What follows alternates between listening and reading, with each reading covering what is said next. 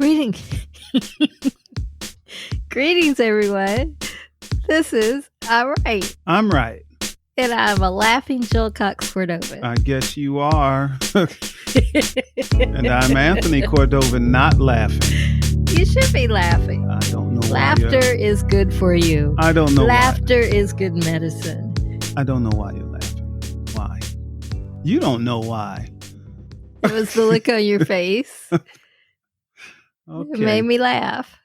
All righty. Okay. You make me laugh. I didn't do anything. I didn't say anything. Sometimes you don't have to say or do anything, and it just makes me laugh. Oh, I just look goofy. I'm a goofy looking guy, right? Just a goofy looking guy. You just look at me and I look goofy and you start laughing. I think that's an insult. I'm not trying to insult you. I think that's an insult. But that's bring me joy. That's not an insult. Okay, we'll let it pass today. We'll let it pass.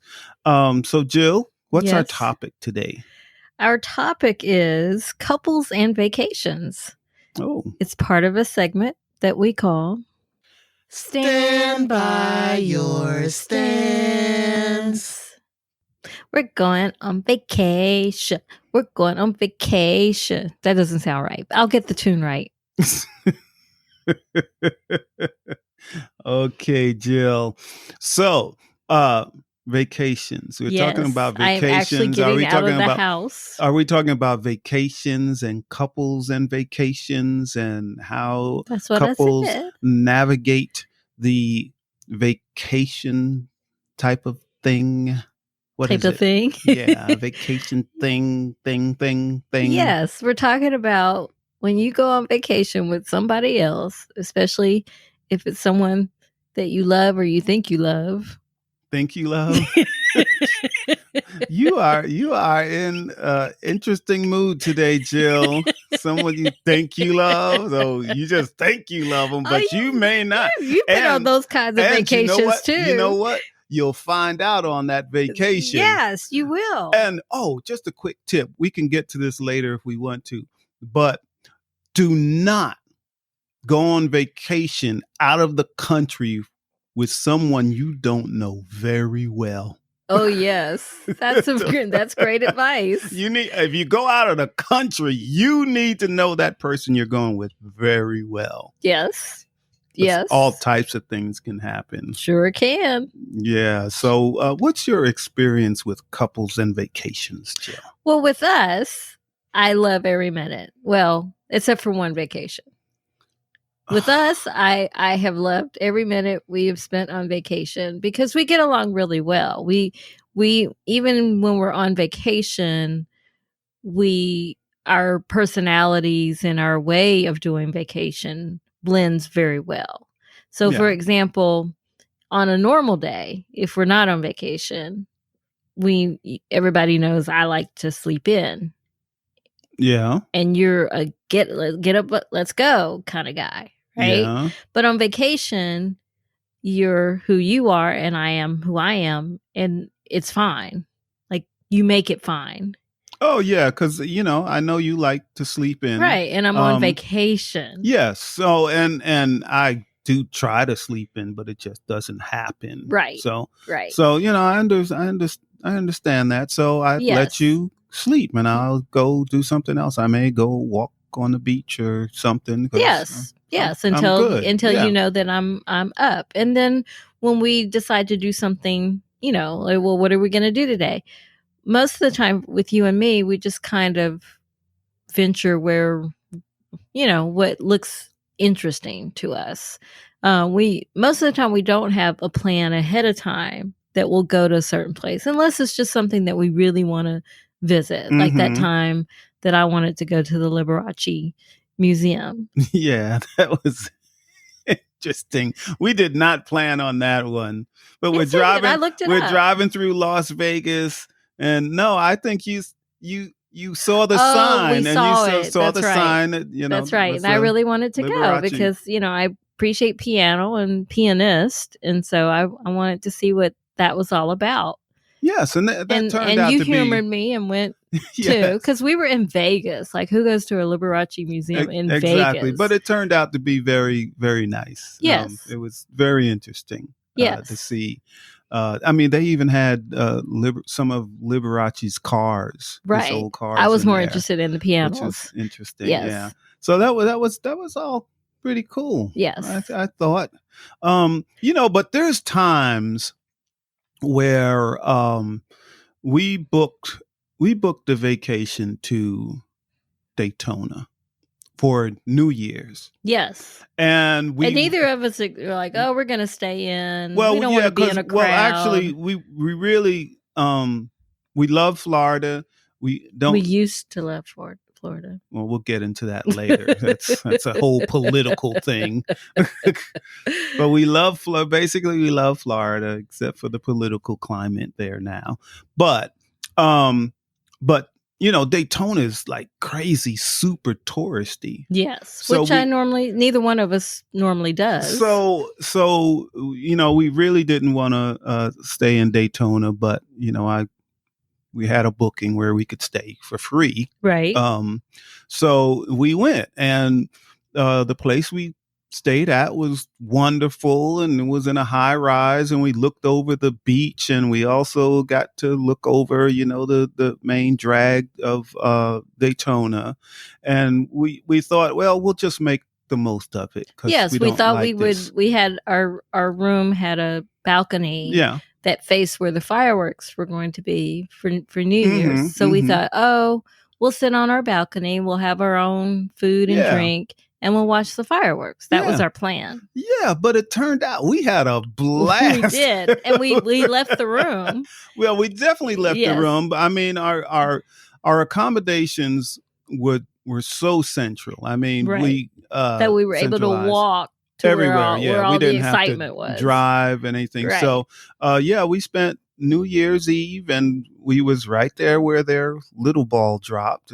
Not like New York or anything, right? But live music, entertainment, and it was all free, right? Street vendors, vendors, and then we were also, our hotel was right at the base of our hotel is where they held concerts, right? So we got the free concerts over there too, and I just had a great. It was. time. I had a really great time too. Yeah, so we were both pleasantly surprised, right? And I think that's why we get along so well on vacations. Is we do have very similar interests.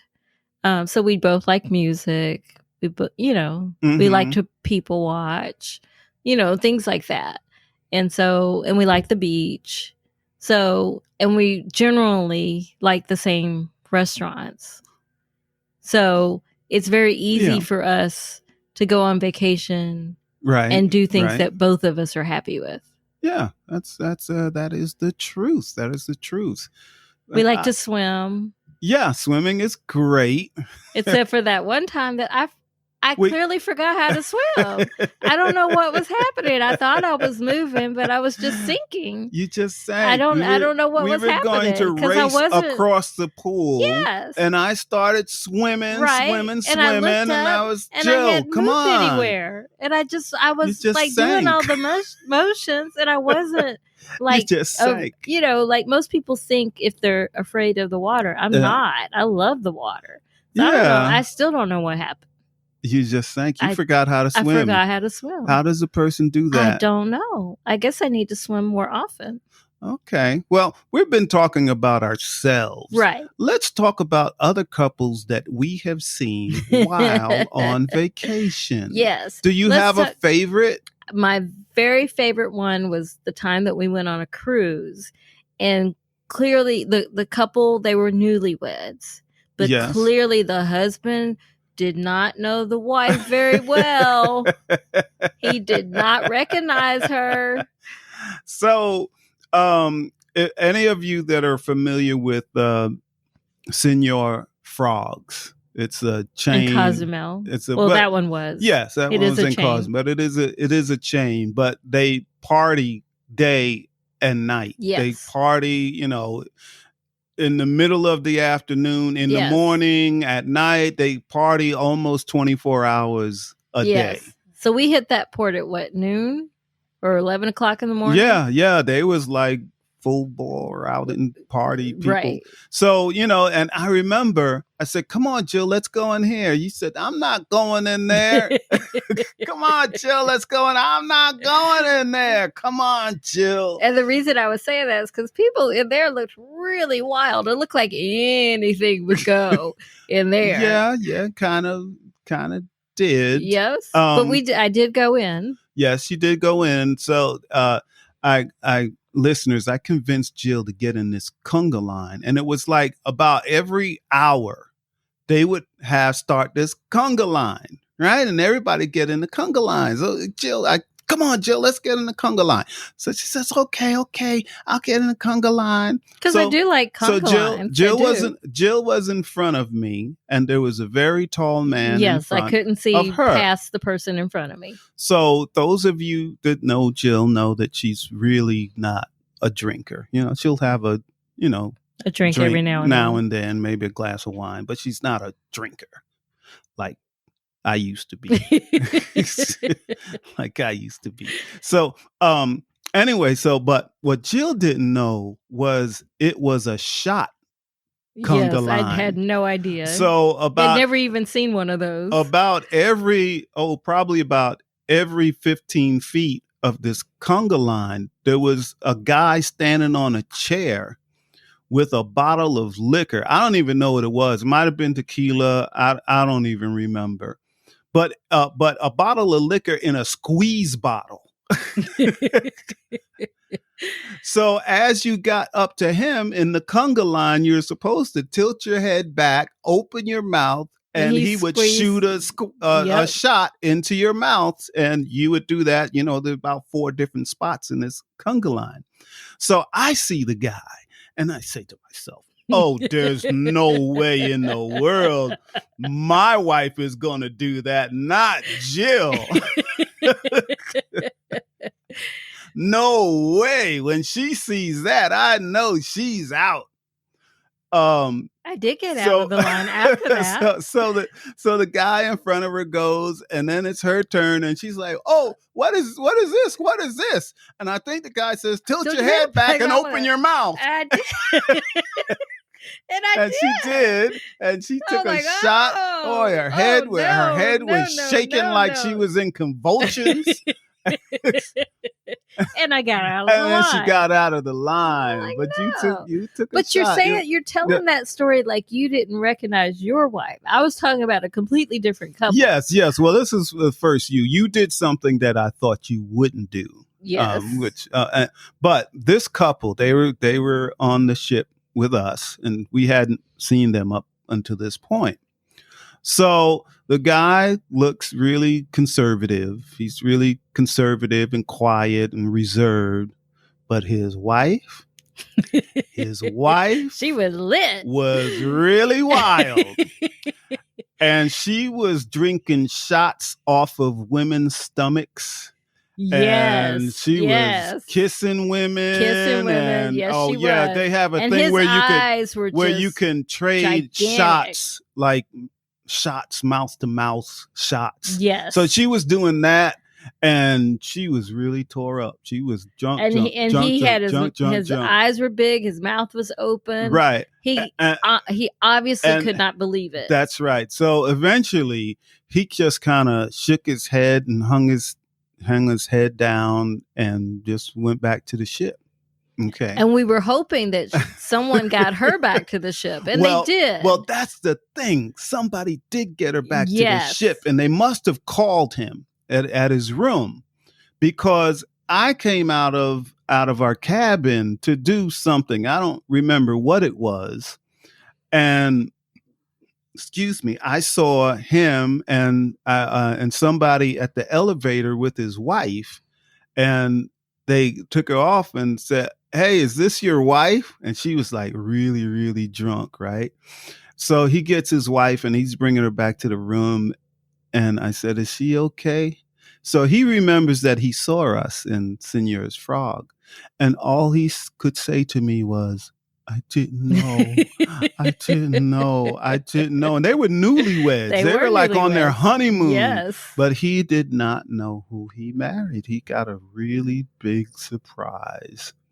So, when you're out of the country, better know who you're bringing with you, even if it's your newlywed wife, if it's your new bride, you should know. Yes, yes. And we've also seen, you don't even have to go out of the country to say that. You should know who you're traveling with. But see, when you're out of the country, really bad things can happen. True. Like a friend of mine took this woman out of the country. I can't remember where they went. Maybe Brazil or something, but they were out of the country. Okay. And they go to this restaurant to eat. And the woman was an officer in the United States. So she was a cop in Atlanta. Okay. But they went to a restaurant. I think it was a Chinese restaurant. And she decided anything the Chinese restaurant did or served her was wrong. Was wrong. This so no is matter wrong. What they did, no matter wrong. What they did. Oh, ma'am, we'll make it okay. That sounds racist. Wrong. Was she racist against Chinese people? I have no idea. I think sounds she was racist. Just crazy cop. So anyway, she's just making trouble. But the people at the restaurant say, ma'am, don't worry about it. We'll give you your meal free. But she's still like creating all types of trouble and getting loud and like really being like the worst rude American you could ever imagine. But then the police came. And then she started telling the police, you can't arrest me because I'm a cop. Like, it matters when you're in another country. It doesn't matter. So my friend had a really hard time getting her to, shut her mouth so she wouldn't get arrested. Let me ask this question. In the U.S., when she goes to a restaurant, is she not that same person? She is not that same person. Really? No, he said... I have a hard time believing that. He said that was the first time he had ever seen that behavior. So was it the first time he had taken her to a restaurant? I don't know. Perhaps. But he surely shouldn't have taken her out of the country. Right. But I have a feeling she's like that at every restaurant she goes to. No. But look, if you take someone on a date in this country and it's going bad, you can say, you know what, this isn't working. But that's what I'm saying. I'll just put you in an Uber, you go home. And true. And no problem. But I'm saying that kind of behavior, that's not just because she was away. That's her personality. That's because you've been around people who just complain about everything. Yeah. Right? Yeah. So, in fact, we have seen people when we've gone. Yeah. Thank you. We have seen people when we've vacationed in the U.S. Who just won't stop arguing. Now, people might say that because you and I both think that we're right. Well, we have discussions. It's not raising our voices and stomping off and throwing stuff. We don't do that. We don't do that. But we've witnessed couples on vacation just like really go at it. Every single word is blankety blank blank. And they mean it. They obviously mean it. Yeah. So why go on vacation? Maybe they thought the vacation would help them. No, vacations.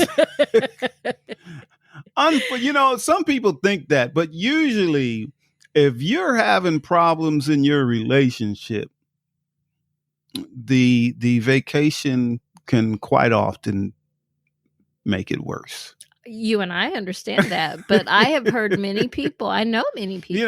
We're going on vacation to save our relationship. Yes. No. It's just the two of us. We could reconnect, those kinds of things. No. It doesn't work. No. Now, I can see a married couple that have children, young children and they just need time together. They need time together. Sure. That's one thing. Right. They may have drifted apart a little bit just because of life. all the things they have to do. Right. So they can go on vacation, and yes, it will bring them closer together because it's just them, like it used to be before the kids. Well, speaking of that, we've also, or at least I have, seen couples that are too they show their affection too much. Like, what does that look like? Like they're practically having sex on the beach, It's sounds like good to me, Jill. What's your problem? There's a time and place for everything. I guess that's why we haven't had sex on the beach. That is correct. That is correct. Time and place for everything. Oh, well, we'll see if we can find the right time and the right place on the beach next time we go. How about that? We'll see about that. Yeah. As the turtles hatch.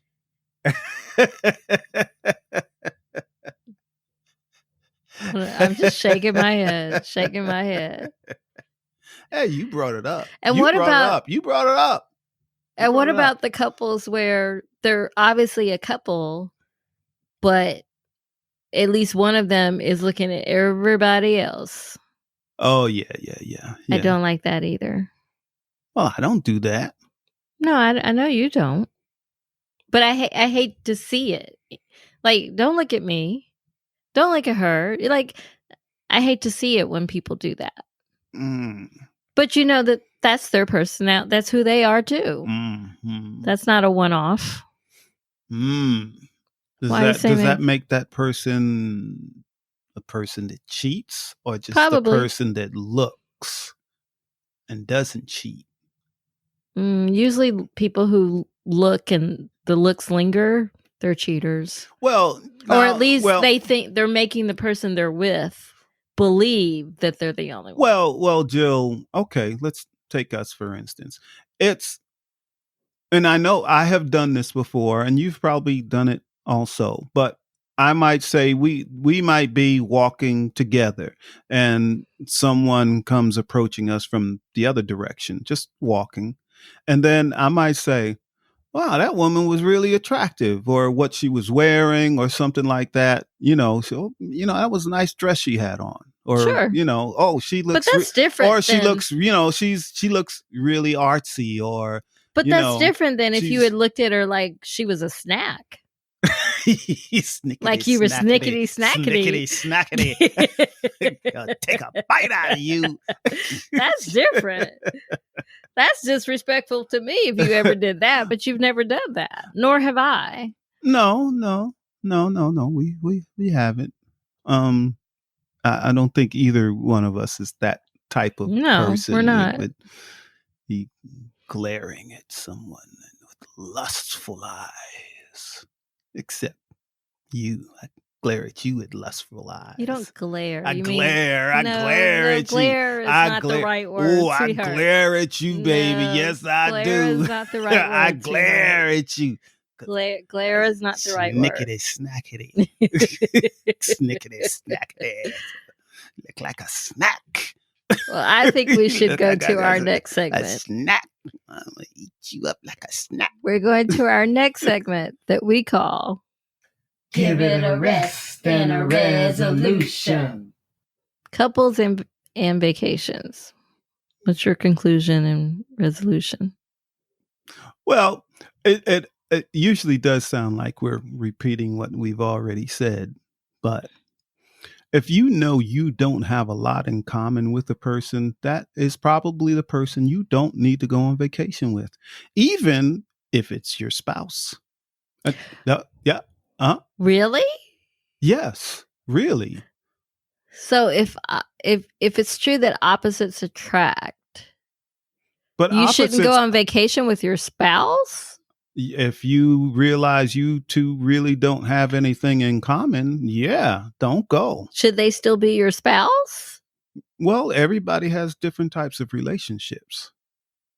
So, for instance, you and I are blessed enough to enjoy so many of the same things. But when you have one person that let's say one person's idea of vacation is going to the state park and camping, and the other person's idea of a vacation is going to Paris and staying in a 5-star hotel. Okay. And she's interested, let's say it's the woman's interested in all types of, gourmet food and all of that, but he is not. He just rather grill. And, he's happy with that. Good. So if he were to take a vacation with his wife to Paris, he would be miserable and he would complain the whole way along. This hotel costs too much. I'm not eating all that fancy food. It costs too much. They don't put enough on your plate. What about compromise? What happened to that? These are a couple that don't compromise. They basically, so when he goes camping. If you can't compromise, then you don't have a good relationship. But that might be their relationship, and maybe they're fine with it. Maybe they raise their children and they go to their jobs and come home, and that's their life. Well, my conclusion resolution is that I don't mind when you take vacations without me with family members. But I would mind if you took all your vacations without me. I would definitely care. I would definitely mind. All right, we need to get to our third segment that we call I'm trying to help you. Advice. Yeah. Advice? You have any advice? Tips? Yeah. Listeners, be very sure when you go with your partner that is something you both really agree on. Sometimes it's not good to bend over too much compromise, because then one person it's better to be honest about, what you want out of vacation than to bend over too much. And yes, because if you enjoy yourself. If you compromise too much, then it's not a vacation for you at all. Exactly. Okay, that's good advice. And then my advice stems from, starts before the vacation too. Have a plan. So if you know that your partner doesn't like those fancy meals, say, okay, let's do at least one fancy meal, and the other we can find something that's grilled or, so do try to compromise, but don't give so much of yourself that you're not on vacation anymore. Yeah, that's good advice. And that person may find that compromise opens them up to things that they wouldn't have experienced before. Right. And they might like some of the things like it. Yes. They've done. So yes. Be open to compromise. Yes. Very good, Jill. Well, we were together on that. I just piggybacked off of what you said.